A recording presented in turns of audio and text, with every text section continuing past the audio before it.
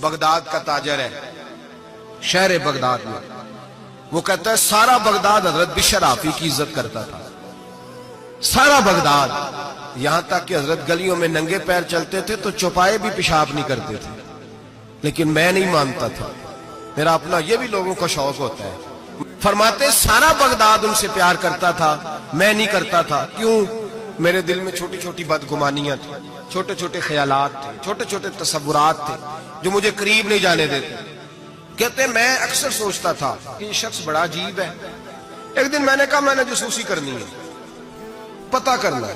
اللہ نے منع کیا وَلَا تَجَسَّسُوا، کسی کی جاسوسی نہ کر، نہ جاسوسی نہ کر۔ میں نے فیصلہ کر لیا، تاجر کا تھا، فیصلہ کر لیا۔ جمعے کی نماز ہوئی، حضرت جمعہ نہیں پڑھاتے تھے، کسی کے پیچھے پڑھتے تھے، جمعہ پڑھ کے فرض پڑھے، دعا سے بھی پہلے دوڑ گئے۔ میں نے کہا دیکھو مولوی لوگوں کو درس دیتے ہیں، ایک منٹ لگاتے ہیں، یقین کریں لوگ، ایک منٹ لگاتے ہیں، فٹافٹ کہہ دیتے ہیں۔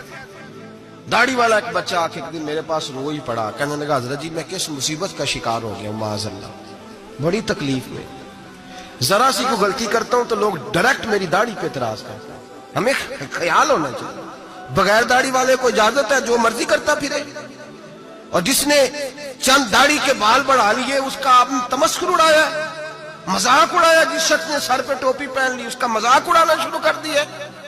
یاد رکھیں نبی پاک کی سنت کی توہین کرنا کفر ہے۔ جو سنت رسول سمجھ کے مذاق اڑائے گا دائرہ اسلام سے نکل جائے گا۔ حضور کی تو پسند کا اختلاف کرنا کفر ہے۔ ہم لوگوں کو منع کر رہے ہیں کہ یہ کام نہ کریں، تو داڑھی بھی رکھی ہے تیرے پتہ بھی نہیں، بھائی داڑھی والے سے غلطی نہیں ہوتی، معصوم ہو جاتا ہے وہ، شرم آنی چاہیے بات کرتے ہوئے، لیکن لوگ ایک منٹ لگاتے ہیں توہین کرتے ہیں معاذ اللہ نبی پاک کے طریقہ مبارکہ۔ ہمیں خیال ہونا چاہیے ہم کیا کر رہے ہیں، اپنی آنکھ کا ہمیں شیطیر نظر نہیں آتا، اور سامنے لگا ہوا ایک لائن بھی پینسل کے ساتھ وہ بھی ہمیں چبھنے لگ جاتی ہے۔ اپنے اندر بھی تو دیکھنا چاہیے نا کہ ہم کیا ہیں، اپنے اوپر بھی غور کرنا چاہیے۔ تو کہتے ہیں کہ میں بدگمان تھا، فٹافٹ بدگمان تھا۔ حضرت نماز پڑھ کے نا جمعے کی، فرماتے ہیں دعا بھی نہ مانگی، 2 رکعتیں پڑھی فرض، فٹافٹ نکل گئے۔ میں نے کہا مولوی لوگوں کو درس دیتا ہے، خود دیکھو بھاگ گیا ہے۔ امام عبداللہ یافی نے اس کو لکھا ہے، کہتے ہیں حضرت سیدھے کباب والی دکان پہ گئے، وہاں سے انہوں نے جا کے کباب خریدے، تو میں نے کہا اس کو بھوک نے ستایا ہے، دیکھو لوگوں کو صبر کا درس دیتا ہے، اور خود اس سے یہ نہیں ہو سکا کہ سنت نفل پڑھ کے چلا جاؤ۔ چلو کہتے ہیں پھر وہ ایک نان بائی کے پاس گئے، وہاں سے 2 نان لیے۔ میں نے کہا واہ جی واہ، یہ تو مزے کی خاطر نماز چھوڑا ہے، منہ کے ذائقے کی خاطر۔